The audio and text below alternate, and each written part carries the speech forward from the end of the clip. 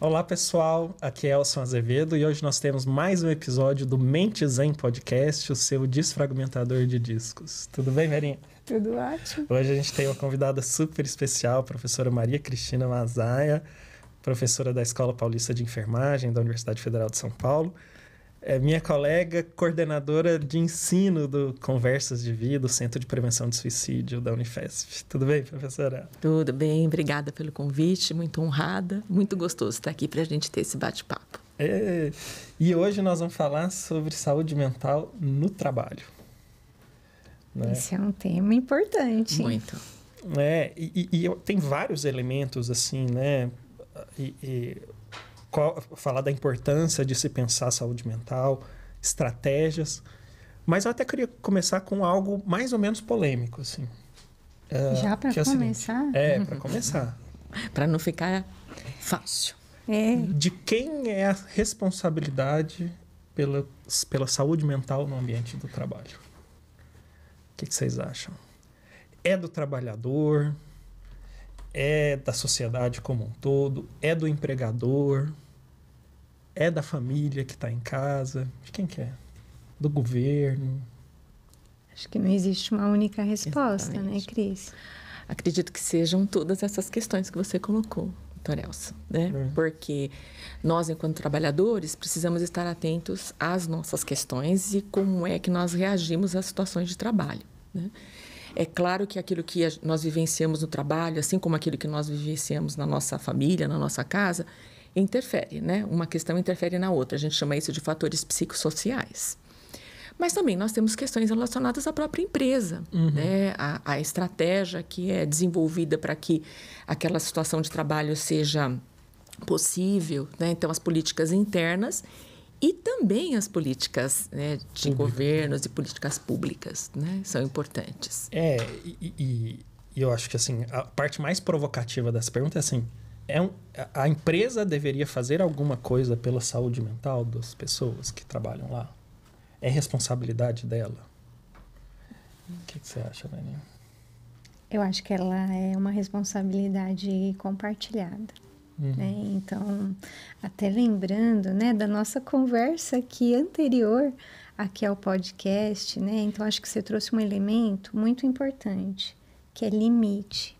Né? Então, quando você falou, por exemplo, de cada um perceber a sua necessidade, até onde pode ir, é muito importante esse limite. Então, a empresa, ela tem os objetivos dela, ela tem um perfil, né?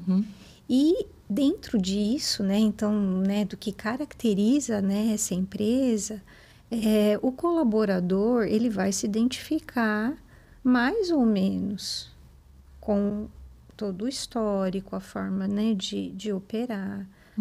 Então, não e aí a gente também lembra do SUS, a gente não pode colocar, né, toda a responsabilidade no local de trabalho. Existem locais de trabalho que a gente vai dizer que são muito bons, né, que existe um clima muito agradável, que às vezes parte até do estilo de liderança de quem é o chefe direto, porque eles falam, né, olha para a sua equipe para você saber quem é o seu chefe, porque existe um reflexo. Sim. E eu acho que a gente não pode esquecer, pensando em empresa, que tem pessoas que são líderes, que são chefes, que também estão adoecidos. E que, de repente, pelo seu adoecimento pessoal, eles acabam tornando o ambiente doentio e adoecendo também. Os colaboradores adoecendo, né? A equipe. Então, se existe, às vezes, por exemplo, a abertura dessa pessoa, desse responsável na empresa, no sentido de ouvir a pontuação, né, do que, por exemplo, pode estar sendo ruim, né, para os colaboradores, por que mudou, por exemplo, o clima, o que é possível fazer, existe uma parceria, né, porque assim, existem muitos chefes, né, líderes que acreditam num modelo, né, de conduzir pelo medo, né, pela competição. E outros que acreditam na colaboração, de poder ter um clima mais descontraído e assim abrir a possibilidade de criar mais, né, de se sentir à vontade. Uhum. Por outro lado, né, então, num contraponto, o quanto amar o trabalho e fazer o que você gosta também pode te levar a um esgotamento, né? Porque ou você estressa porque você não gosta do que você faz, ou de repente você perde os limites, você ama o que você faz, que aí você se esgota, né? Então você vai fazendo, vai fazendo, vai fazendo. Eu via muito isso eu fui médico do servidor estadual aqui em São Paulo e atendia muitos professores da rede pública estadual, né? E é curioso, assim, porque eu via muitos professores, assim, com uma história de chegar com muitas ideias e o sonho de ajudar aquelas crianças em formação. Um altruísmo, né? E o dia a dia, a realidade vai pesando, consumindo e vendo a impotência dessa luta, assim, de um professor isolado, né? Era muito sofrido. Nós tive a oportunidade de trabalhar com esses professores também quando eu trabalhei na rede básica, né? E isso que você traz, doutor Elcio, é importante. Porque elas são pessoas, assim, que têm muito boa vontade, às vezes muito preparadas, inclusive, para aquilo que vai desenvolver.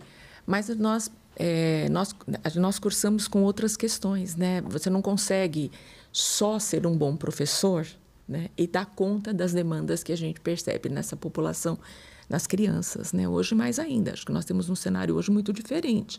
A época que eu estou falando de uma época em que você não tinha internet com a influência que ela tem hoje. Então nós estamos concorrendo com muitas outras questões.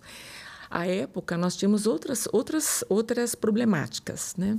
Nós tínhamos questões familiares, nós tínhamos questões as políticas que eram instituídas, né? As questões relacionadas ao próprio município, mas era muito difícil para o professor chegar a essa conclusão de que ele sozinho não ia conseguir, muitas vezes, alcançar aquilo que ele almejava, que era o desenvolvimento pleno daquelas crianças, né? Nós temos outras questões que acabam interferindo. E se o professor, num momento muito crucial, ele não é levado a fazer uma análise dessa situação e perceber que a atuação dele tem limite, né? Ele não consegue ter aquele momento redentor e dizer, puxa, mas eu estou fazendo, eu estou fazendo a minha parte, né? Mas eu não dependo, não é só o que eu faço que é suficiente, eu preciso de mais, de outras questões. E talvez aí pensar em estratégia até com a própria escola, como é que eles conseguem, né, mobilizar outros setores, né, porque são questões intersetoriais. Né? Nós não conseguimos garantir a saúde mental, né, principalmente na nossa área aqui, que é um exemplo bem potente. Nós não conseguimos trabalhar a saúde mental só com a gente, né, doutor El? Só com o médico, só com o psicólogo, só com a enfermeira, não dá. Nós precisamos de outros setores. E eu me lembro que no trabalho com esses professores à época, quando nós os atendíamos, né, nos antigos centros de saúde, né, que nós parávamos para conversar com eles sobre essa questão da realidade do trabalho, era muito, muito interessante no momento que eles começavam a vislumbrar que, para além do que ele estava fazendo, né, nós tínhamos outras necessidades, era redentor, sabe, Vera? Eles, assim, você percebia que eles se iluminavam e percebiam, puxa vida, mas eu estou fazendo a minha parte. Então, é uma forma de você perceber a situação que você vive, né? Eu acho que tem a questão da singularidade, que é próprio daquela pessoa, que eu acho que o doutor Elcio vai falar com isso, fala disso com muita propriedade, são as características individuais, você tem mais facilidade ou não de estar sendo afetado por algumas questões, mas não é só isso, né? Nós temos outras questões relacionadas à prática, né? Ao trabalho do professor, nós estamos falando aí do professor da rede básica, né? De ensino, enfim. Então, acho que é bem importante isso. Ser professor em si é uma carreira, né? Também bastante estressante. Eu que o diga, hein? Professor. Nós, né? Porque o doutor Elcio também trabalha o trabalho dele está muito... Uma parte docente. É uma parte importante, né? Mas é isso, né? O ambiente de trabalho é provavelmente o ambiente mais demandante da vida das pessoas, né? Você vai ter que cumprir tarefas, vai ser cobrado por isso, você tem uma determinada série de compromissos a cumprir, isso é uma sobrecarga. Né? Sim. E o número de horas, né? É isso que eu ia dizer. Quando você olha para o seu dia... Sim, é onde você passa a maior parte do tempo. Pensando nas pessoas que às vezes têm também um tempo de trajeto grande... Sim. Ela passa mais tempo no trabalho do que em casa.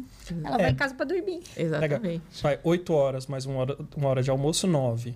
Mas, vamos dizer, tem gente que fica 2 horas no trânsito para ir. Vamos colocar 1 hora, vai. Então, 9 horas, mais 1 hora para ir, 1 hora para voltar. Básico, né? 1 hora em São Paulo. Já deu 11 horas do dia, né? 8 horas para dormir.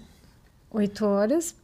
Matemática. É uma coisa assim, quem dorme hoje em dia 8 horas, né? Nossa, é um privilegiado. Porque sobra menos tempo para fazer as coisas. As pessoas não estão dormindo 8 horas. Aí você tem 5 horas para todo o resto.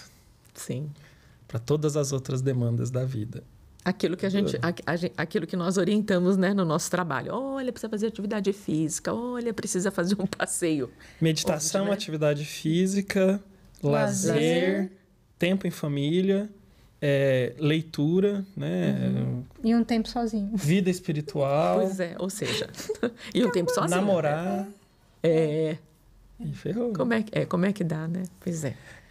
Então... E aí, no fundo, essa questão de quem é a responsabilidade é assim, para o empregador e para o empresário, para o gestor, é assim, eu não sei o que você acha moralmente. Né? Se moralmente, eticamente, ou legalmente você se sente responsável, mas pragmaticamente, se você não cuidar da saúde mental da sua empresa, você vai tomar prejuízo. Com certeza. Saúde mental custa no mundo inteiro mais de $1 trilhão para as empresas. Sem falar o custo no setor público, estamos falando para as empresas, $1 trilhão. Então é muita grana. Que vem de onde? Vem do absenteísmo. Então, antigamente, as principais causas de afastamento eram ortopédicas e tal. Agora, psiquiátrica. É depressão, ansiedade, é relacionada à saúde mental. Para os professores, é isso mesmo. Burnout, absenteísmo. Que gera um prejuízo para as empresas. E o pior, o presenteísmo, né? O cara que está lá... E não consegue estar. Mas não consegue, está lá... Mas não consegue porque tá com transtorno de pânico, tá deprimido, sei lá. Ele não consegue, Não né? consegue produzir. Então, se a empresa não cuidar da saúde mental, ela vai tomar prejuízo. Né? Então, acaba sendo uma demanda até econômica. Sim. Né? Tem que cuidar. E a importância da prevenção, né? Exato. Eu ia falar exatamente isso, porque... muitas vezes esse assunto aparece quando tem um evento trágico. Então, uma coisa que faz uma comoção inteira na empresa. Então, alguém teve uma crise super grave que precisou ser levada na emergência. Isso trouxe um tumulto para a empresa, sabe? E aí, fica todo mundo comovido. Então, vamos chamar alguém, um profissional de saúde mental para fazer uma intervenção aqui na empresa. Aí essa intervenção pontual que ok, né, se fazer. Mas muito mais relevante são as ações que mudam o clima da organização, que abre espaço para a saúde mental e as ações de prevenção e promoção de saúde, né, Velhinho? Sim. Que acho que uma das questões mais importantes, né, deste conteúdo que você acabou de trazer, doutor Elcio, é o acolhimento. É a compreensão de que a saúde mental é fator essencial. Não é verdade? O que a gente percebe é as empresas assim, muito preocupadas com muitas questões. Mas essa questão da saúde mental, eu acho que ela está muito, muito relacionada com respeito às pessoas.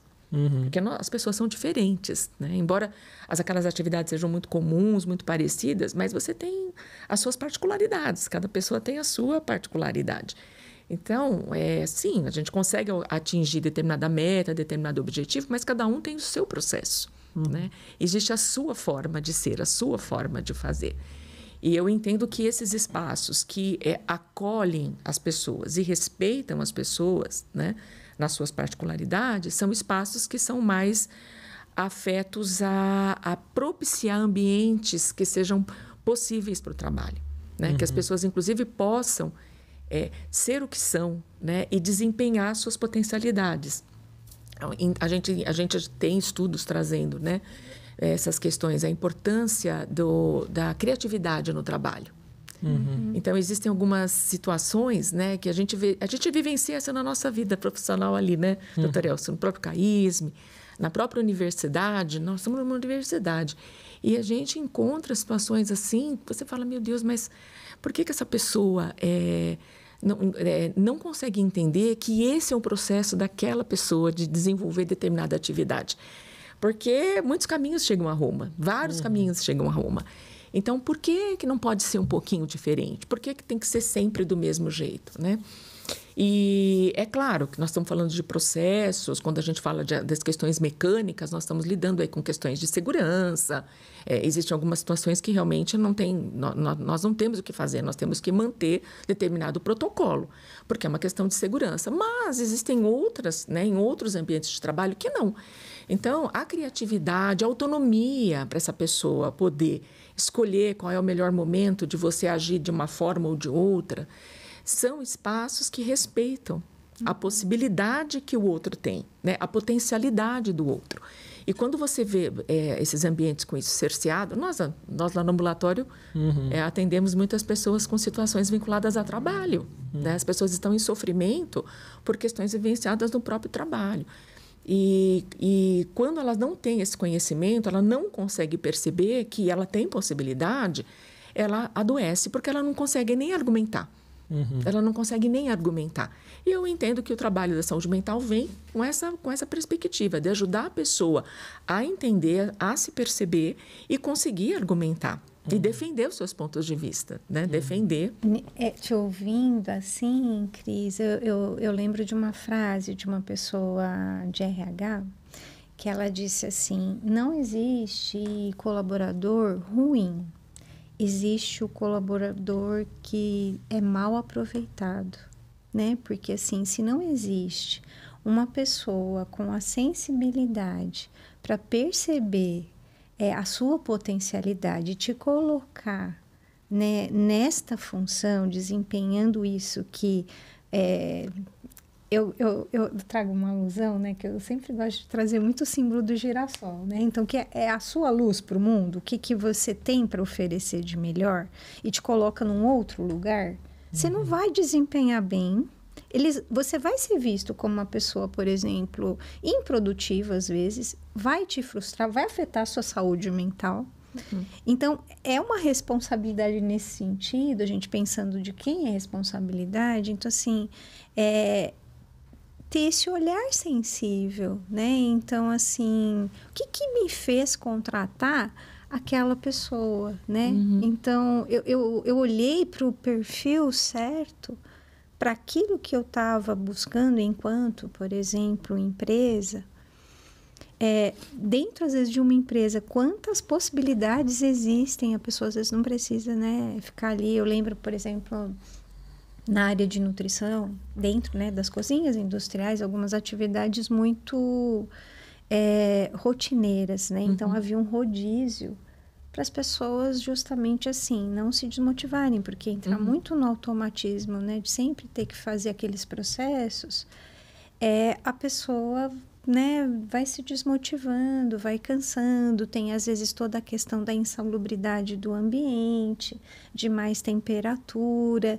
Então, deste olhar empresa, de sensibilidade, o que é possível fazer. E no que você mencionou, o quanto é importante essa pessoa também entender, né, que às vezes o não respeito ao limite, o não às vezes se posicionar é uma violência com ela, né, que o outro pode não estar respeitando, mas ela colocou claramente, né, esse limite do que não é razoável mais, do que não está confortável, do que está ruim. É um exercício, né, de manifestar essa necessidade.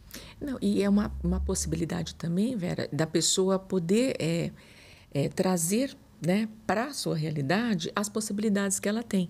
Então, se você tem, por exemplo, como você citou, a cozinha, né? Se você tem um rodízio desses profissionais nas várias funções, ele pode até em algum momento estar numa função que não é aquela que ele gosta mais, mas ele sabe que ele tem possibilidade de estar num outro momento, num outro setor, que é um setor que ele se sente melhor. Então, é mais fácil negociar, sabe, doutor Elcio? Você estar aqui, eu não sou muito feliz aqui, mas em breve eu posso estar ali. Exatamente. Não fica uma coisa sem perspectiva. Na enfermagem não é diferente. Na enfermagem, aliás, assim, a enfermagem também, né? A enfermagem, nós ainda temos, né, muitos casos osteomusculares em função da própria atividade da enfermagem, que é uma área de atenção muito próxima das pessoas, né? O enfermeiro tem essa... eu falo que é uma oportunidade ímpar da enfermagem estar muito intimamente ligado às pessoas, né?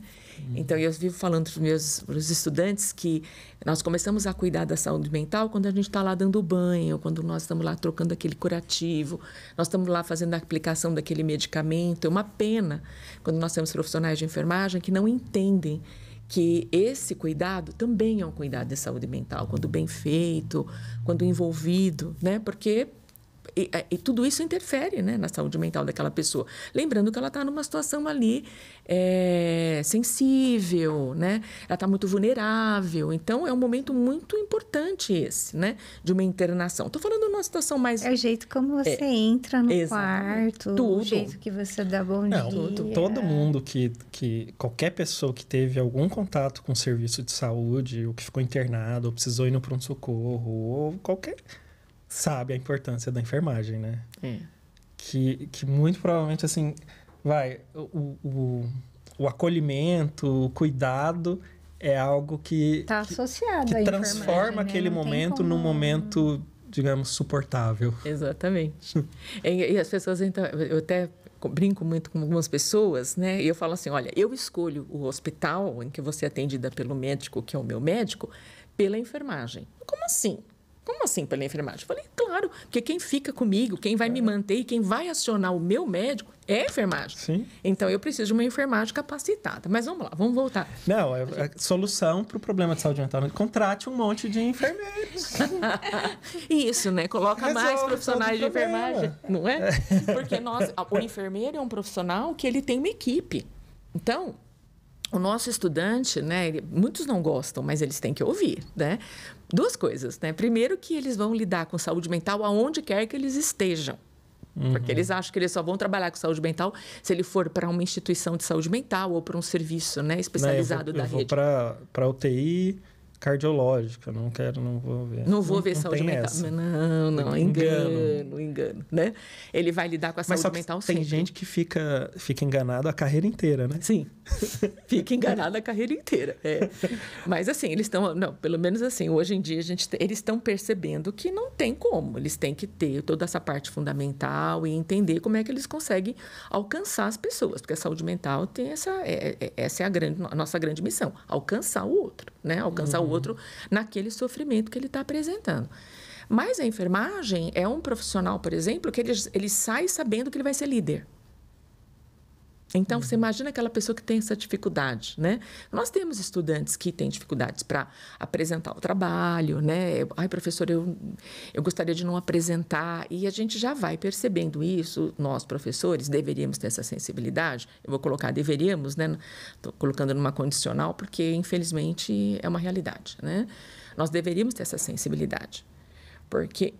nós temos estudantes, por exemplo, né, que passam pela nossa disciplina e depois eles vão para outras práticas de disciplina que eles não conseguem colocar em prática, doutor Elcio, que eles aprenderam sobre saúde mental.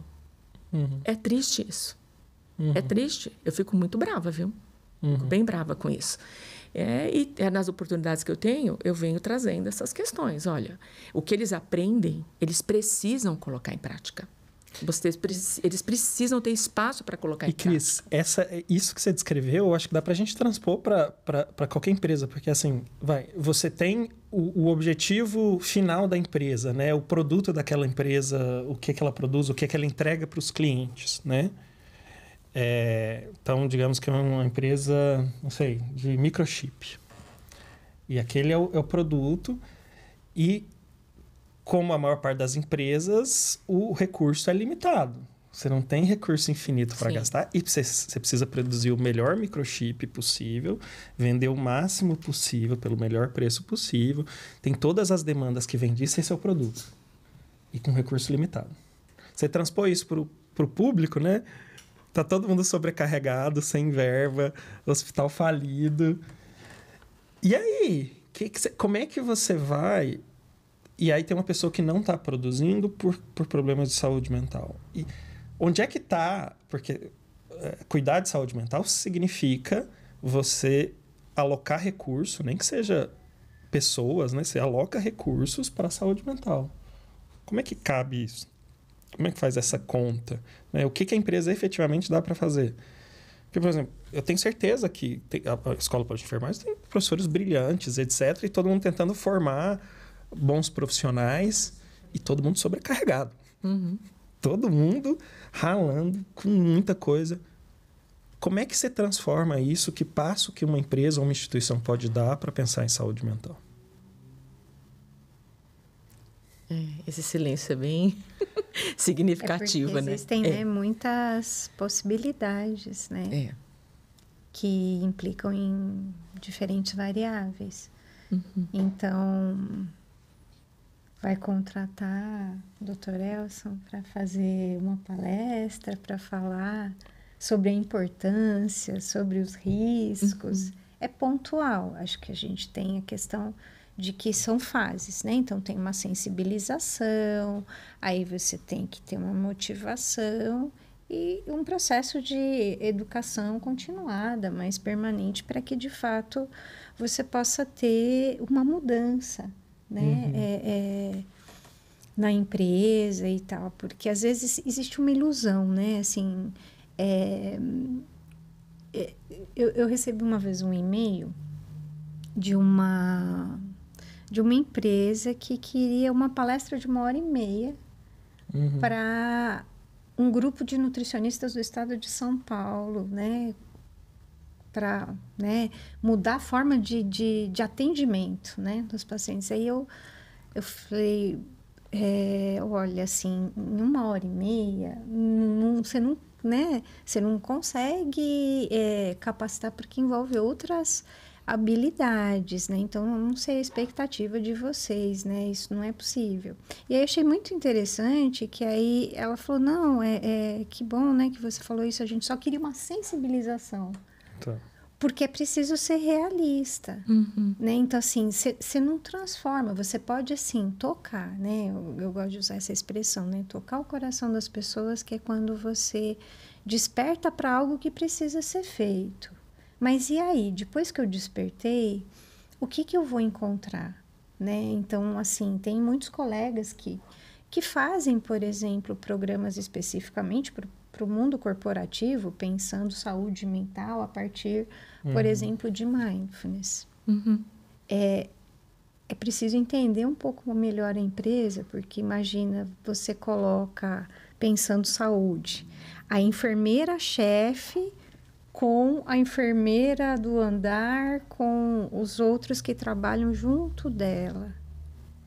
Aquilo vai ser algo para ajudar essa pessoa, ou ela vai ficar mais estressada, não vai ser ela vai estar com uma máscara porque ela está com medo de como ela vai ser olhada naquele momento em que se vai tocar num ponto vulnerável. Como é que eu tô? Não, meu chefe não pode saber que eu tô assim, porque eu tenho que mostrar aqui na empresa uma fortaleza. Então, tem toda uma sutileza de pensar saúde na empresa. Então, alto escalão, pessoas do mesmo setor juntas, não vamos mesclar pessoas que não se conhecem, para que elas, de fato, possam viver, aproveitar aquilo que está sendo desenhado para promover saúde. Sim. Né? Então, quais são, né, as barreiras? Né? Porque é engraçado, tem empresa que pergunta, faz um questionário, uma enquete, né? O que eles querem, o que eles acham que precisa. É um programa de yoga, a enfermagem, são práticas integrativas, o que eles querem. E às vezes acontece o contrário. A empresa considera que algo é bom, eu compro isso, vocês vão ter que fazer. E aí vai virar uma obrigação do Quem não fizer vai ser demitido. Exatamente. Outra, né? Não Às é opção. vezes, Então, vai passar uma listinha, vocês vão ser divididos Mas posso falar em uma grupos. coisa? Nas recomendações americanas de ações de saúde mental tem isso, né? De você... De ter uma cobrança da presença, né? Pois é. Porque é uma mudança de valores mesmo, uma mudança de paradigma que tá todo mundo passando, né? E muitas vezes é isso, eu tenho medo de me expor ali, eu tenho um monte de coisa para fazer, Sim. né? Eu quero terminar logo meu trabalho e chegar em casa. Faz no horário de trabalho ou fora de trabalho esse programa, essa pergunta por é exemplo, ótima, né? Aí paciência, é no horário de trabalho. Porque, por exemplo, assim, esse tem o que, sempre e nunca, são palavrinhas, né, muito fortes, né, que vão tocar também, Sim.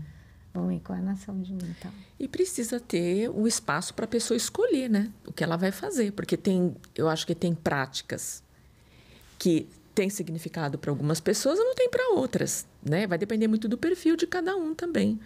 Então, entendo que espaços para que se traga essa questão da saúde mental, que se fale sobre saúde mental. E entender que saúde mental não é uma coisa assim tão etérea, né? A gente tem que tentar trazer... Né, Exatamente, essa é uma questão que eu ia pontuar. Acho que as pessoas têm muito receio de colocar. Eu vivi situações... Tá certo, né, gente? Eu falo que eu sou jovem, mas faz muito tempo que eu sou jovem. Eu vivi situações de profissionais que eu ouvi. Né? Olha, Cris, eu não quero tirar licença. Porque o médico vai ter que colocar no meu atestado o motivo. E eu não quero que as pessoas saibam. Né? Então, eu vivi isso, né, na rede... E eu fazia um trabalho, né, de conscientização, de troca, explicando para as pessoas, olha, isso é um problema que qualquer pessoa pode ter. Isso não te desmerece, não te desqualifica em absolutamente nada. Existe possibilidade para você tratar, né? Então, entendo que a própria instituição precisa saber que você está sendo afastada por determinadas questões, não é? Isso é estatística, isso é epidemiológico, é importante a gente ter isso. Mas você sabe que essa é uma discussão, porque na hora do atestado lá, quando o paciente vai entregar na empresa, eles pedem o código da doença. Mas o código da doença é sigiloso, né? O paciente, o trabalhador, tem o direito legal de falar, não quero que coloque o código da doença, vai sem o código da doença e a empresa tem que aceitar. Sim. O código da doença, aí tudo bem, apresentar para o médico do trabalho, que aí tem um dever de sigilo dentro da empresa, ou para o perito do INSS, aí tudo bem, né? Mas para o RH da empresa, ou para o chefe direto, né? Sim, sim. Não.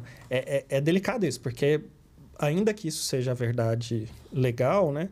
Na prática, você faz sem o atestado, aí a pessoa precisa voltar... Cadê o Olha, no meu RH não aceitou pedir o código da doença, né?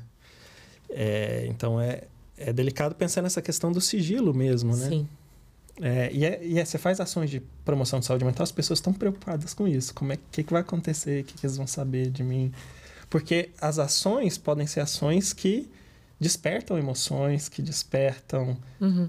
que há uma exposição mais íntima em algumas ações, outras não, mas é possível que isso aconteça, né? E é uma questão delicada. Se o ambiente é competitivo, como é que eu vou demonstrar a minha vulnerabilidade? Sim. E qual ambiente de trabalho que não é competitivo, né? Você pode não ser competitivo naquele... Mas o ambiente sim é competitivo. Sim. Vai ter um número limitado de vagas de promoção. Tem pessoas que vão ser demitidas por corte de custos.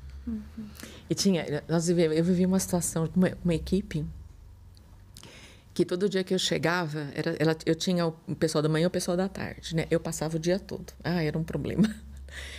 E eu me lembro que eles estavam sempre reclamando. Um reclamava do outro reclamava do e era o gaveta, era o material, era... Bom, enfim. E chegou um dia que eu estava assim tão cansada, e a psicóloga que trabalhava na equipe comigo, ela falou assim, Cris, faz uma reunião, mas usa uma dinâmica. Faz uma dinâmica de grupo. Falei, como assim? Cris, vou te falar uma dinâmica super legal, chama dinâmica do rio. Não sei se vocês já ouviram falar. Eu desenhei o rio num flip chart, desenhei o rio e pedi para as meninas, num horário que as duas equipes estavam juntas, né? Eu tinha umas 2 horas que elas ficavam juntas durante o meu horário, né? Então, aquele horário, eu selecionei a agenda, etc., e deixei a equipe comigo, da enfermagem, e eu fiz um rio. Falei, gente, esse aqui é o nosso rio. Vamos colocar tudo que a gente quiser, que for legal, que vocês gostarem de ter no rio. Gente, com um rio maravilhoso. Elas colocaram árvore, plantinha, grama, piquenique, boia, patinho, assim, gaivota, passarinho, flor. Ficou lindo, assim. Todas elas foram contribuindo e desenhando no rio. E a estratégia era qual? Porque, de uma certa forma, o que elas estavam fazendo? Quando elas vinham reclamar sobre o trabalho, elas vinham desqualificando umas às outras, né? Olha, fulana, eu fiz isso e a fulana destruiu. Eu fiz aquilo e a fulana não deu atenção. Eu fiz aquilo. Era essa intriga, né? Era muito conflitante. E elas terminaram o rio e eu fui, seguindo a orientação da psicóloga, fui ler um pouquinho sobre a dinâmica antes de aplicar. Aí a ideia era... elas terminaram, eu começasse a elogiar o trabalho delas, mas que eu fosse dobrando o rio e rasgando violentamente o rio. Então, confesso a vocês que foi difícil para mim, porque eu costumo construir, eu não costumo destruir, não é meu perfil. E eu sou muito afetiva no meu trabalho, eu não consigo trabalhar num lugar em que eu não consiga ter laços e ter laço com as pessoas, né? Para mim é difícil quando eu encontro alguém que não consegue. Claro que são algumas características que você entende que as pessoas têm essa dificuldade de ter laços de afeto. Mas para mim é muito difícil. Então foi bem difícil para mim, mas eu ganhei o Oscar. Porque eu fui rasgando aquele rio e elogiando. O trabalho de vocês ficou muito legal. Eu gostei muito do que vocês construíram, do rio.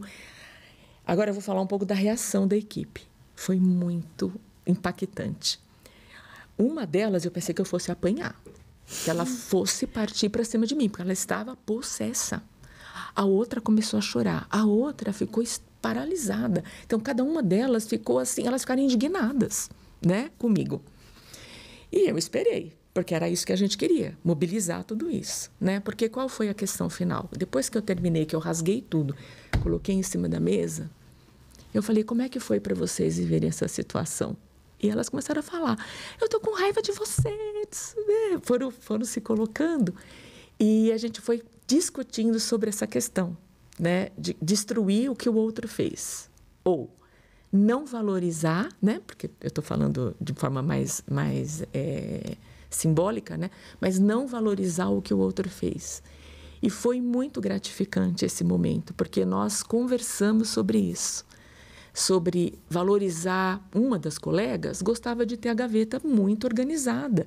E era muito legal chegar lá e ver a gaveta organizada, porque estava tudo certinho ali, né? Vamos manter o que a colega fez, porque não é legal a gente chegar e ver a gaveta organizada. A outra se preocupava com a questão da desinfecção local. Ela fazia aquilo muito bem. Vamos manter o que a colega fez? Vamos agradecer a colega por ter mantido aquele ambiente totalmente salubre para o nosso trabalho, para atender a nossa população?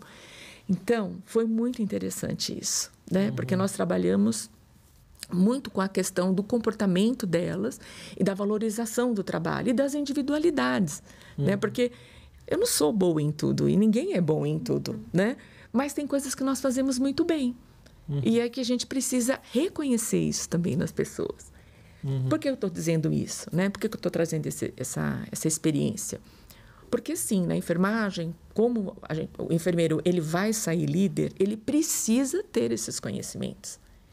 E a saúde mental é fundamental para que ele possa estar atento às necessidades da sua equipe, para que a sua equipe possa traduzir isso para as pessoas que são atendidas. Então, quando a gente encontra profissionais de saúde, né, que não estão atentos com relação à saúde mental, pode ser uma questão de conhecimento? Pode, né? Mas pode ser uma questão de um afastamento também, porque é muito mais difícil para mim estar lidando com algumas situações, porque eu também não tenho respaldo para estar lidando com isso. Também pode, né? É uma defesa, né? Exatamente. Agora, quando a gente encontra as pessoas muito descompromissadas, são as mais difíceis de trabalhar, que eu acho, né? Pensando na área de atuação. Mas a enfermagem é isso, né? Mas lembrando da sua colega do RH que falou, né? Desinteressada, mas e aí, onde é que nós vamos encontrar o que interessa para essa pessoa? Né? Exatamente. E a discussão é essa, né? Putz, mas eu empregador, eu, chefe, vou ter que encontrar o que interessa. Ela se candidatou para essa vaga, que eu tenho? Mas não é uma questão do que é o certo, é o que é mais eficiente ali. É você mesmo, porque você contratar outra pessoa, provavelmente, inclusive pensando no custo, vai ser pior. Né? Então, porque esse é o seu trabalho. Se você está liderando um grupo, o seu trabalho é ajudar com que aquelas pessoas tenham os melhores resultados. Então, você como líder, você precisa propiciar isso, né? Eu pergunto, e o quanto, quando você falou que a pessoa descompromissada, o quanto isso também já não pode ser um sinal de que ela está adoecida, né? Se a gente for lembrar, se eu não me engano, é a escala Maslow, que tem justamente esse aspecto, né? Que eles chamam de cinismo, mas na verdade é esse momento que assim, eu não estou mais me importando, né? Com nada, mas é um sinal de adoecimento, não é pessoalmente um descompromisso, eu não estou ligando, não consigo mais. Sim. Né? Você já atingiu um ponto, né? Então essa... É a despersonalização, né? Quando você... Exato. Não no termo da psiquiatria, né? Mas é quando a pessoa se afasta daquilo que seja a humanidade dela e do outro, né? Quando ela se afasta dessa... mesmo. Né? Os poetas da terceira fase do romantismo, né? Que tinha a coisa do tédio, né, que era o spleen. Também um pouco nessa sensação, né? Esse tédio, esvaziamento, assim. E a gente não pode esquecer que o trabalho é fundamental. Né? Para a forma como a gente se organiza no mundo hoje, estamos nem falando só do nosso país, estamos falando do mundo, né? O trabalho é fundamental, é ele que propicia, né, para as pessoas aquilo que elas desejam, né? Aquilo que elas querem. Então, claro que trabalhar com aquilo que a gente gosta, né? A gente suporta mais, né, doutora Elsa? A gente suporta mais. Quando você está desenvolvendo alguma coisa que você gosta, você tem uma força. Mas né? mesmo no potência. que você gosta, tem coisas... Você tem... Eu estou trabalhando na área que eu gosto. Tem partes ali que você vai ter que lidar com dissabores. Claro, né? Claro. Aliás, tudo, né? Hoje a gente fala para os estudantes, escuta, não tem aprendizado sem sofrimento. Eu não estou falando daquele sofrimento. Estou falando que a gente vai ter que fazer troca. Porque para eu poder aprender determinada temática, eu vou ter que abrir mão de algumas coisas. Eu vou ter que dormir menos, eu vou ter que sair menos, eu vou ter que estudar mais, eu vou ter que arrumar uma estratégia. E claro que isso demanda, né? Eu vou perder alguma coisa, mas eu estou almejando outra. E isso tudo precisa ser entendido dessa forma também. A mesma coisa o trabalho. Acho que para a gente conseguir algumas coisas, nós vamos passar por situações que não são das melhores. Mas, né, se nós estamos fortalecidos, aí vem a saúde mental... Nós conseguimos passar por essas situações e entendendo que são os percalços que a gente vai ter que aprender a lidar com eles, né? E, Vera, parece que até no bojo da pandemia, mas mesmo antes disso, a saúde mental tem sido mais discutida no ambiente corporativo, né? Então, tem lá a coisa do ESG, né? Environmental and Social Governance, que aborda a questão de saúde mental. Tem os objetivos de desenvolvimento sustentável, que tem... algumas metas que se relacionam à saúde mental. Mas me dá a impressão que na prática ainda não mudou muita coisa, né? Sim.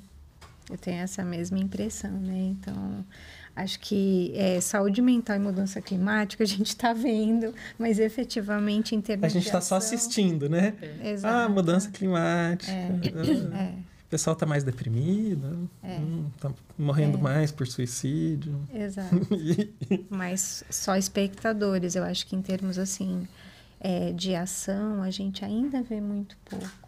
Eu vou te dizer, a ação mais óbvia é isso. Aconteceu uma tragédia, chama um profissional de saúde mental. E isso vai isso pode ser importante ali, né? Mas normalmente isso atende ao anseio do desespero e depois volta-se ao status quo, né? Um outro tipo de ação que eu vejo muito é assim, vou fazer um screening, vou pedir para os colaboradores preencherem um screening de saúde mental, vou fazer um inventário de saúde mental dos colaboradores, vou triar aqueles que pontuaram ou que estão doentes, que deveriam estar doentes ou estão em risco, e vou encaminhar para cuidado, né?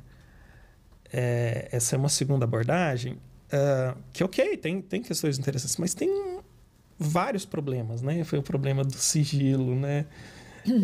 Da invasão de privacidade. E mais, assim, também não pressupõe uma mudança de clima, né? Uma mudança de como aquele grupo de pessoas cuida da saúde mental, né? É algo... pode ser até algo... Não que eu esteja dizendo que não é importante tratar, né? Mas pode ser uma questão quase que de enxugar gelo, né? Sim, exatamente. O clima organizacional, ele é determinante. Eu acredito que quando nós conseguimos, né, um espaço que seja acolhedor, pode ser que a gente não tenha nem grandes mudanças estruturais, físicas do espaço, mas um espaço que considere, de novo nós vamos voltar, né, na questão do respeito, que considere a questão de saúde mental, já é um espaço diferente, é um espaço menos ameaçador para se trabalhar. Então, quando você fala em clima, doutor Elcio, é bem importante isso. E acho que é importante, perdão, Cris, imagina, que isso também não depende exatamente, falar, por exemplo, de salário. Se eu ganhasse X ou Y... uma outra colega, psicóloga, né, da área da psicologia organizacional, ela estava comentando de uma pesquisa de grandes empresários com um salário muito acima da média, participação nos lucros, etc. E praticamente 80% deles não estavam felizes. Então, o quanto, né, na verdade, assim... a pessoa, às vezes, está ficando mais tempo no trabalho, né? Então, assim, tinha alguns exemplos. Ela quase não ficava em casa, saía cedo, voltava à tarde, mas fugindo dos problemas, né?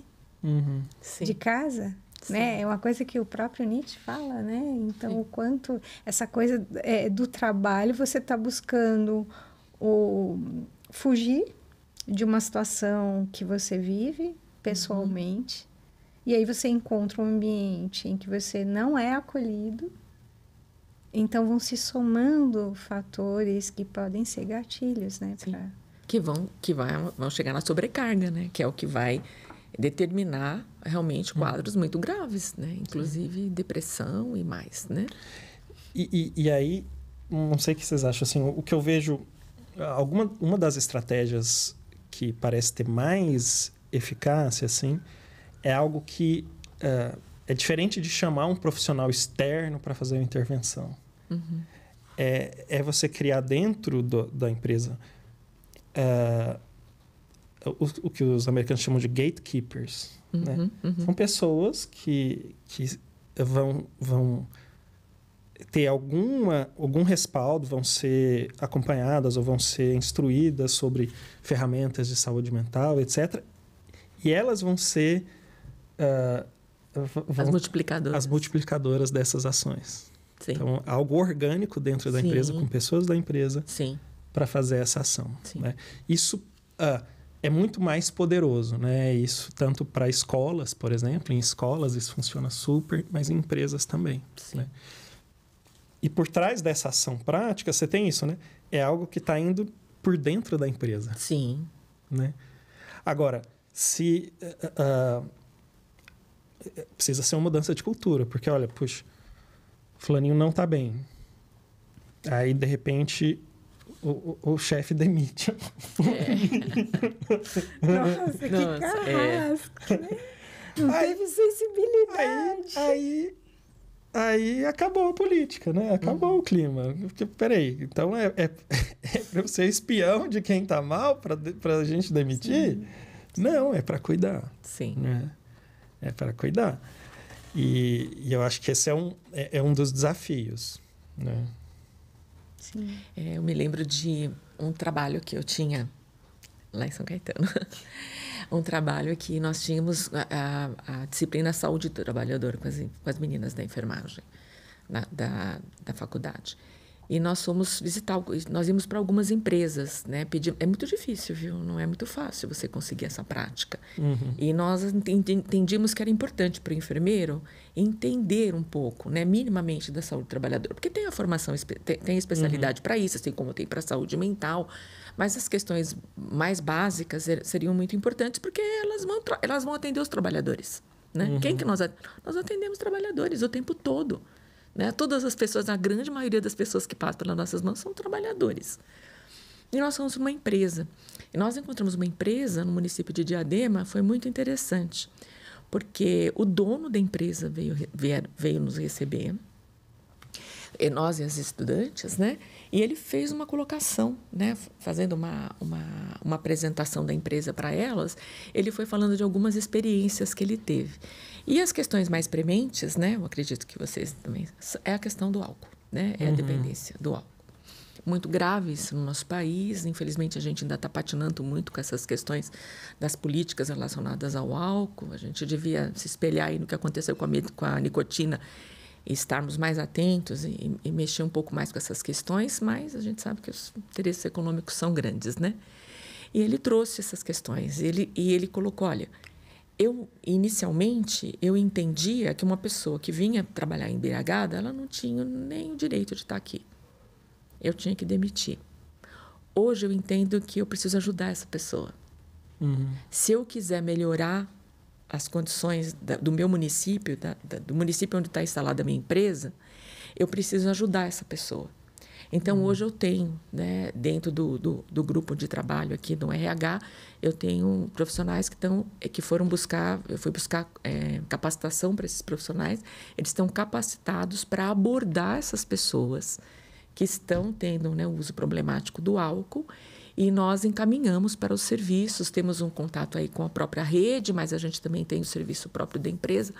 Foi muito interessante, né, porque...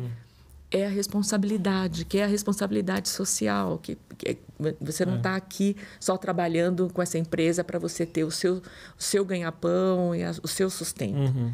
Você tem várias e inúmeras pessoas que dependem de você quando você é dono de uma empresa. Né? E eu estava pensando nisso, né? Ele detectou que o problema tinha esse problema do álcool. E talvez, pensando no screening, né? Talvez a maior importância que eu vejo num tipo de screening é assim, peraí, na minha empresa, o que está sendo a questão que a gente vai precisar abordar primeiro, né? Quando você está lidando com um problema, você tem que ir vendo as ações mais importantes, né? A questão do álcool, por exemplo. Que é muito característica para alguns setores, né? Ou então, não, é a questão de transtornos de ansiedade, a questão de... Sim. E aí você pode fazer alguma ação específica, né? A depender do público, né? Então, nós estamos falando de públicos aqui, né? O álcool ainda temos mais o sexo masculino, né? As ansiedades temos mais as mulheres. E aí vamos mapeando, né? E aí tem uma questão, assim, mais quase filosófica, assim... É o trabalho que está causando os problemas de saúde mental ou o trabalho, por ser um ambiente mais demandante, é só o cenário em que os sintomas aparecem? Né? Exato. E pode ser as duas coisas, né? Sim. E, na verdade, nunca o trabalho vai causar sozinho, porque a gente sabe que problemas de saúde mental são sempre multifatoriais e tem elementos genéticos do desenvolvimento, Mas hoje em dia se descreve um pouco mais cuidadosamente a síndrome do burnout, né? Sim.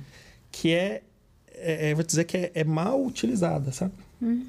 Tecnicamente, se você for fazer o diagnóstico do burnout, exigiria uma avaliação, né, de um pericial, inclusive do ambiente de trabalho e das pessoas envolvidas, porque é algo muito complexo, né? Sim.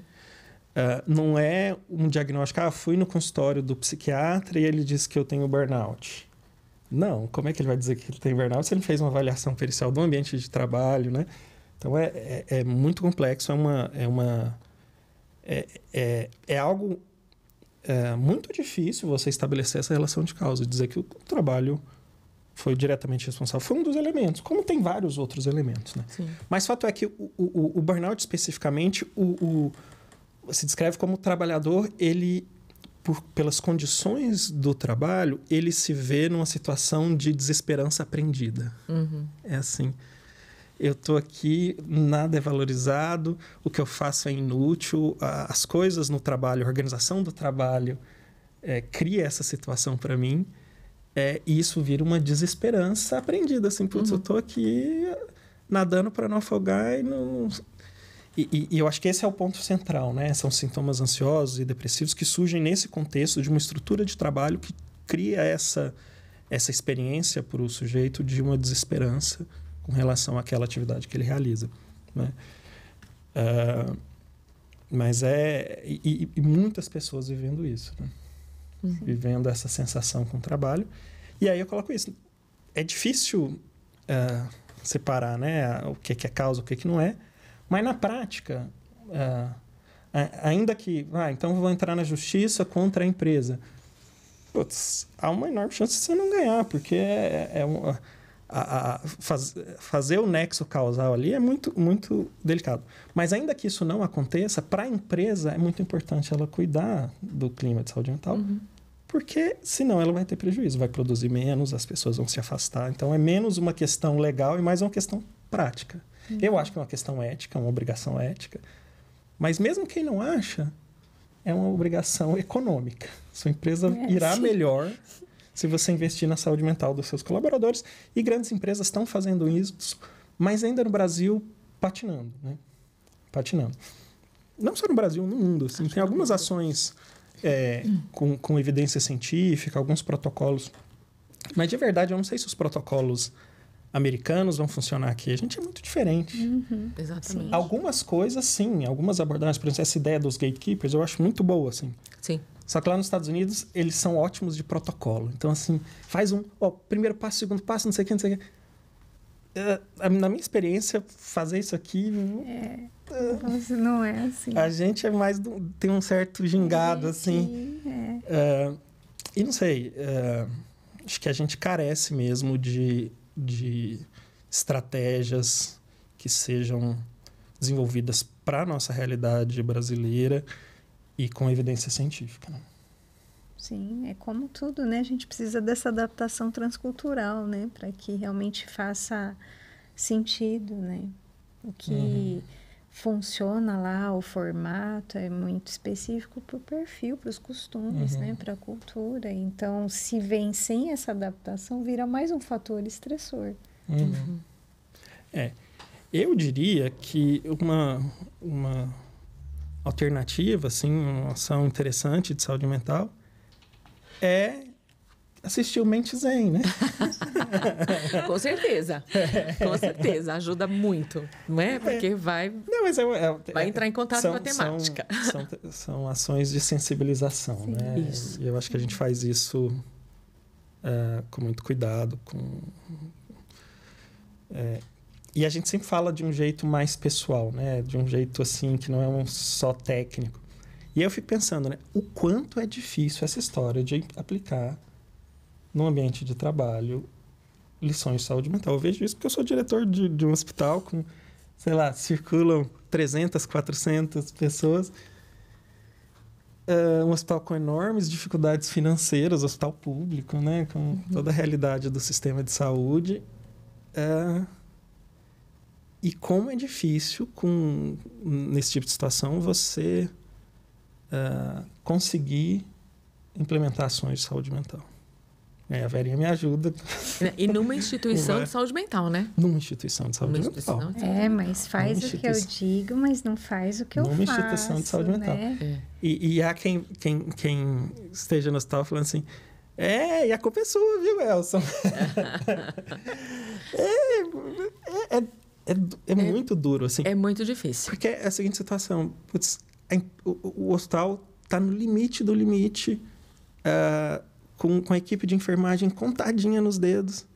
Qual o horário de trabalho dessa equipe de enfermagem contada nos dedos que a gente vai tirar para a pessoa fazer uma ação de saúde mental? Qual horário? Nas unidades de saúde, eu vivi realidades muito diversas diante, por exemplo, dessa questão. Até falando da própria enfermagem, né? Porque a gente tinha diferentes profissionais. Então, obviamente, todo mundo estava sobrecarregado na unidade. Mas existe aquela pessoa, né? O gerente, que tinha essa sensibilidade, não, vai lá. Essas 2 horinhas, você vai lá. E não, o pessoal cobria. Porque depois ia ter uma oportunidade de outra pessoa ir. Mas tinha o outro que você estava ali, pagava a hora e te tirava no meio da sessão. No meio da sessão.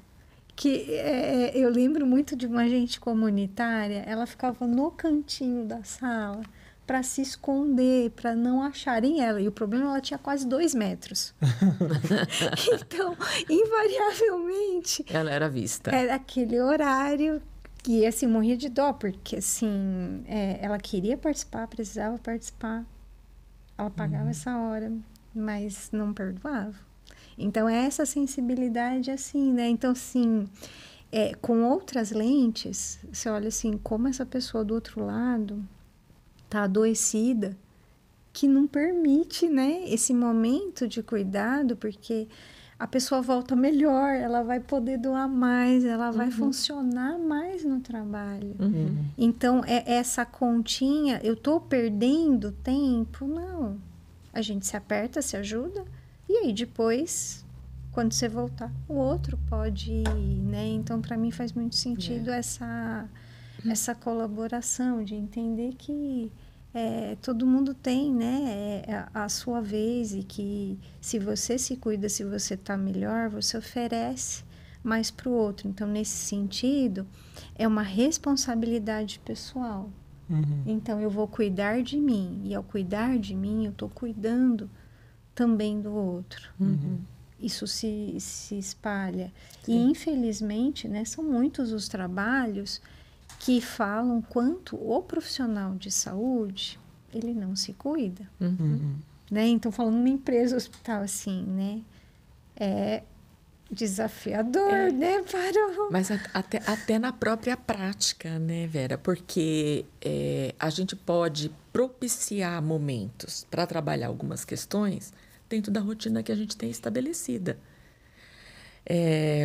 Vou falar um pouquinho na nossa prática para uns residentes. Nós estamos trabalhando aí, né, com algumas iniciativas, né, de também uso de dinâmicas com os residentes, que nós, professores, estamos junto com eles, né? Um grupo com paciente. Quando a gente vai para aquele pátio maravilhoso lá do CAISM, quando eles descem, né, quando nós descemos com os pacientes, é muito gostoso estar junto com eles também, que é um momento que você está até um pouco mais descontraído. Você está trabalhando, mas você tem outras possibilidades, né, de exercer o seu trabalho. É um formato diferente do que uma enfermaria fechada, né? É um outro ambiente, né? Então, eu acredito que na área da saúde, na área da educação, a gente tem várias oportunidades que nós poderíamos utilizar para que a gente pudesse, né, para a gente possa trabalhar. E esse cuidado, né, quando você mesmo comentou, né, às vezes nós não cuidamos da nossa saúde mental. E fica muito mais difícil, porque isso traz uma sensação de não autenticidade, né? De você não ser uma pessoa até íntegra. Porque a gente precisaria praticar aquilo que a gente demanda, né, para os outros também. E eu me lembro de uma situação que eu vivi, que o profissional saiu para o horário do intervalo do almoço. Almoço ou jantar, já não me lembro, né? E a colega que estava coordenando o trabalho fez uma observação na hora que o funcionário saiu, era um auxiliar de enfermagem. Ela falou assim, olha, vê se alimenta, tá? Não é para dormir esse horário. Aí eu esperei o funcionário sair, aí eu chamei a colega e falei assim, deixa eu te fazer uma pergunta. Esse horário é para quê? Não, é para ele almoçar. Eu falei, ou jantar, que eu não vou me lembrar. Eu falei assim, não, é 1 hora, ele vai fazer o que ele quiser. Se ele tiver necessidade de dormir nesse horário, ele vai dormir. Porque depois, mais tarde, ele tem 15 minutos para fazer um lanchinho. Nós temos esse horário para um cafezinho. Então, eu acho tão invasivo, sabe? É uma coisa, assim, que as pessoas fazem até entendendo que estão fazendo bem. Que então, nossa, eu estou cuidando de você. Mas que jeito é esse de cuidar, né? Sim. Que você impõe algumas questões, né? E são comentários, quer dizer, eu já saio para o meu horário de almoço chateado. É isso. Pensando, né? Eu tô pensando aqui que tem ações de promoção de saúde mental que são mais gerais mesmo, né? Saúde mental está junto com a saúde como um todo e está junto com um clima agradável. E aí eu tô pensando, né? Prevenir assédio moral, né? Sim. O bullying. Coibir, né? Isso, bullying, coibir assédio sexual, comportamentos inapropriados, promover ações de prevenção de uso de álcool, outras drogas, ações de apoio para parar de fumar, por exemplo, estímulo para atividade física. O mindfulness é uma estratégia que eu acho que é muito interessante porque ela, digamos, possibilita ganho de ferramentas internas e ela pode ser feita em grupo, né? Uhum. Então, você imagina, se você em ações de prevenção que você quer alcançar o máximo de pessoas possível, você vai fazer ações individuais, fica muito custo... A força do grupo ela é muito importante. E o grupo tem isso, de você conseguir com mais pessoas. E, curiosamente, isso deixa mais poderosa a ferramenta, né? Sim. Então, mindfulness é algo fundamental. Porque dá um senso de pertencimento, né? Também não tô sozinho, não acontece, por exemplo, só comigo. E outra coisa, o outro importa. Não é? Nós temos que prestar atenção. Nós somos profissionais de saúde mental. E nós não vamos prestar atenção que o colega não está bem, né? Que chegou com o farol baixo hoje, né? Pode estar cansado, mas ele pode estar chateado, né? Então, como é que a gente pode se ajudar? Porque amanhã sou eu que vou chegar com o farol baixo, sou eu que vou chegar chateado. E a gente pode estar se ajudando, né? Então, assim, o colega importa. Para que a gente tenha um sucesso no que a gente está fazendo, trabalhando em equipe, o sucesso do outro importa. Sim. Né? Comunicação não violenta, treinamento de comunicação não violenta. A escuta, né? Uma escuta amorosa, ativa, né? Reflexiva. Sim. Treinamento de algumas habilidades emocionais, técnicas de resolução de problemas, regulação emocional. Acho que tudo isso são ações, né, que é possível fazer num ambiente corporativo sem grandes invasões de privacidade, mas que vão produzir resultados. Né? Teve uma oportunidade que uma empresa falou assim, vamos combinar assim, de você fazer ações e aí em um ano, se tiver redução do absenteísmo, a gente vai te pagar uma proporção do que a empresa economizou. Né? Aí eu falei assim, um ano é duro, né? Porque a gente vai plantar uma sementinha, né? Vamos fazer 3 anos aí, né? Não aceitou, não quis. Não topou. Mas é isso, né? Mas é isso. Tem que fazer as ações como tudo na gestão. Você tem que medir, né? E aí tem que escolher a melhor medida. E o absenteísmo, por saúde mental, é uma medida pragmática ali, né? Acho que não engloba, mas é algo mais facilmente medido e pode ser. Para ver o resultado. Só que é isso, é uma ação que a gente precisa ver quando é que vai ter impacto. Né? Pode ser que seja em um ano, né? Eu fiquei com medo. Essa foi boazinha, né? Porque tem umas que é assim, né? 2 ou 3 meses, então, assim, aplica a escala psicométrica pré-pós, e aí, se não diminuir a pontuação, a culpa é sua. Pois é. Mas reduzir o absenteísmo em um ano é danado, né? Mas, enfim, mas a importância de medir e da gente ter estratégias que respeitem o sigilo, que impliquem intrinsecamente em mudanças no clima da organização, né? E aí conscientização das lideranças, né? Dos gestores. E lembrando que isso vai impactar, né? Lembrando vai impactar todo esse funcionamento dessa máquina maravilhosa, né? Que é o nosso cérebro. E que a gente vai ter essas consequências depois, né? Os frutos vêm, demora um pouquinho, mas eles vêm. E vêm com maior vinculação da pessoa com o próprio trabalho, né? Maior satisfação de estar no trabalho. Ganho de produtividade. Melhora a produtividade. Eu acho que que muitas vezes o objetivo principal, infelizmente, é sempre esse, né?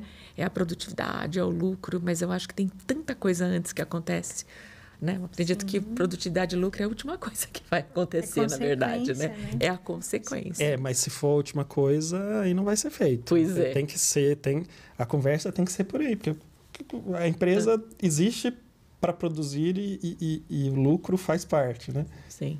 Se a gente não convenceu... Que é um pouco a história da própria sustentabilidade na empresa. Não era exatamente você proteger o meio ambiente, mas quando você vai gastar menos de luz, de água, então vem de outras formas. Exato. Só por ser bonzinho é difícil. A gente vai convencer as pessoas que já são afeitas ao tema, né? Mas aí o cara que está lá, troca a máquina para uma máquina nova ou gasta esse dinheiro com ações de saúde mental? O cara vai decidir comprar a máquina nova. Eu decidiria se eu estivesse no lugar dele, porque se ele não decidir isso, alguém vai trocar ele e colocar outra pessoa que decida isso. Não, ou então colocar uma máquina e tirar a pessoa, né, gente? Que é mais fácil lidar com a máquina, né? E assim, com certeza. No fundo, a ideia de cuidar da saúde mental no ambiente de trabalho não é fingir que o trabalho é um conto de fadas. Sim. É um mundo encantado, maravilhoso. Tinha que ser maravilhoso, todo mundo... Não, porque Nada né? Isso é só burrice, assim... O fato é reconhecer como o trabalho é, e ele é assim, ele é competitivo, e vamos trabalhar com isso, né? Sem fantasias, sem ideias de que aquilo ali vai virar uma Disneyland, não. O próprio casamento, né? Assim, tem a fase de lua de mel.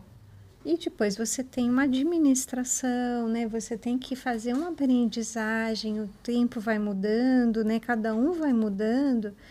E é uma construção de aprendizado, né? Porque... Já dizia a Bíblia, né? Idealmente não se case. Se casar, terá problemas na vida. Bom, ou seja, se trabalhar também terá problemas, né? Então, exato. Mas precisamos do trabalho, né? Trabalho, se eu não me engano, é um Gonzaguinha. Tem uma música que fala, né, sobre o trabalho, né? Um homem se humilha, se castram seus sonhos. Seu sonho é sua vida e sua vida é o trabalho. Então... Aí eu não sei, eu acho que o valor do trabalho também eu acho que é socialmente determinado. E eu acho que eu já disse aqui, né? Se meu chefe quisesse me pagar para ficar de férias, eu tranquilamente... Você ficaria de férias? Ficaria de férias, tranquilamente. Acho que eu ficaria um tempinho só, depois eu ia sentir falta, viu? Na época da Grécia Antiga, né? O trabalho era desvalorizado, né? Então, era isso. Aí, doutor Elcio, mas não tira férias muito tempo, não, tá? Fica com a gente. Não, eu fico pensando na hora que a inteligência artificial tomar o meu trabalho, se alguém vai me pagar para eu ficar à toa. Eu gostaria muito de saber. Acho que ela ainda não vai chegar nesse nível. Pois é. Beleza, gente. Acho que era isso, né? Sim. Muita coisa. Muita coisa para pensar. E como eu sempre sou cobaia da história, a gente já tem algumas ações de promoção de saúde mental para a equipe. Agora a gente já assumiu o compromisso aqui de ampliar e fazer com mais rigor, né, Verinha? Sim. Mas então, foi uma conversa super boa. Acho que falar de saúde mental no trabalho é importante, né? Ela ocupa um espaço grande na nossa vida, então é importante. Provavelmente vamos ter que falar mais. Mais vezes. Nós não conseguimos abordar tudo, não, né? Mas nunca uma boa parte. Acho que para iniciar foi bom. Vamos ter novos capítulos dessa história de saúde mental no trabalho. Sim, que bom. Beleza, pessoal. Muito obrigado, Cris, por você ter vindo. Obrigada pelo convite. Muito honrada. E com isso a gente encerra mais um episódio do Mente Zen Podcast e a gente se vê num próximo vídeo.